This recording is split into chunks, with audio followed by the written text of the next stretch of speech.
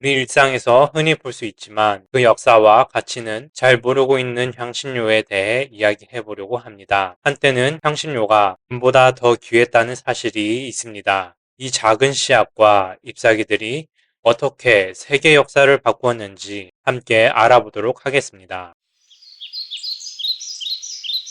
향신료의 역사는 인류 문명만큼이나 오래되었습니다. 고대 이집트인들은 미라를 만들 때 계피와 정향을 사용했고 중국에서는 무려 5천년 전부터 생강과 계피를 약으로 썼다고 합니다.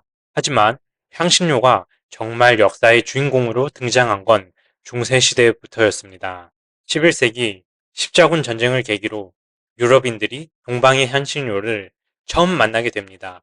이를 토대로 향신료 무역은 폭발적인 성장이 있었습니다. 당시 베네치아와 제노바 같은 도시국가들은 향신료 무역으로 엄청난 부를 쌓게 되었습니다. 15세기에 들어서면서 상황은 더욱 치열해졌습니다. 유럽 국가들이 향신료를 직접 구하려고 경쟁을 벌이기 시작했는데 이게 바로 대항해 시대의 시작이었습니다. 콜럼버스의 신대륙 발견, 바스코 다가마의 인도 항로 개척, 이 모든 게 다 향신료 때문이었다니 놀라지 않을 수가 없습니다. 17세기에는 향신료 재배지가 확대되었고 생산량이 늘어나면서 가격이 하락했습니다. 하지만 그 중요성은 여전했습니다. 오늘날 향신료는 더 이상 사치품이 아닌 일상의 필수품이 되었고 세계 각국의 요리 문화에 깊이 뿌리내리고 있습니다. 향신료의 어떤 특징이 이렇게 사람들을 열광하게 만들었을까요? 크게 네 가지로 나눠볼 수 있습니다. 첫째, 풍미 증진입니다. 향신료는 음식에 독특한 맛과 향을 더해줍니다. 카레 파우더와 오레가노, 바질 같은 향신료들은 이름만 들어도 익숙합니다.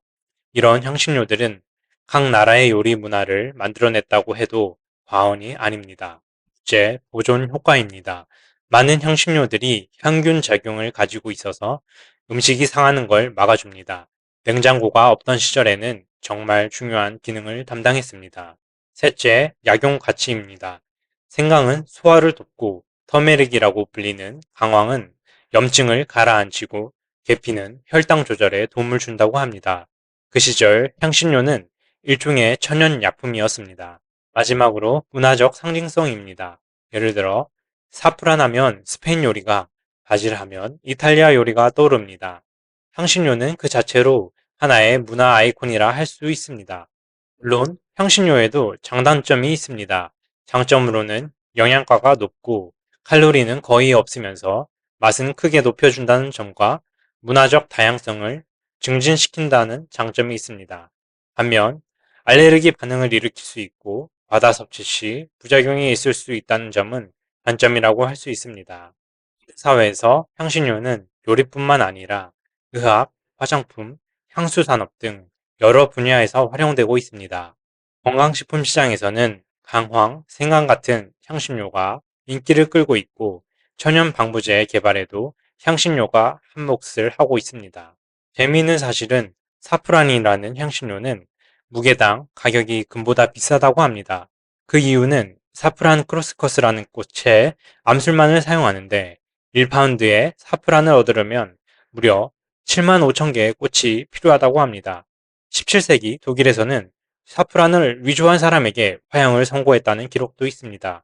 그야말로 황금보다 귀한 향신료였던 거죠. 자, 지금까지 향신료의 역사와 특징에 대해 알아봤습니다. 향신료는 단순한 식재료가 아닌 인류의 역사와 문화를 함께 해온 매력적인 존재라고 할 수 있겠습니다. 맛과 향을 더하는 역할부터 건강에 이르기까지 우리 삶의 여러 면에 깊이 관여하고 있죠. 평소에 무심코 사용하던 향신료들이 새롭게 보이지 않나요? 앞으로 요리할 때 향신료를 사용하면서 그 향신료가 어떤 역사를 가졌는지, 어떤 효능이 있는지 한 번씩 생각해 보시면 어떨까요? 어쩌면 여러분의 식탁이 더욱 풍성해질지도 모르겠습니다.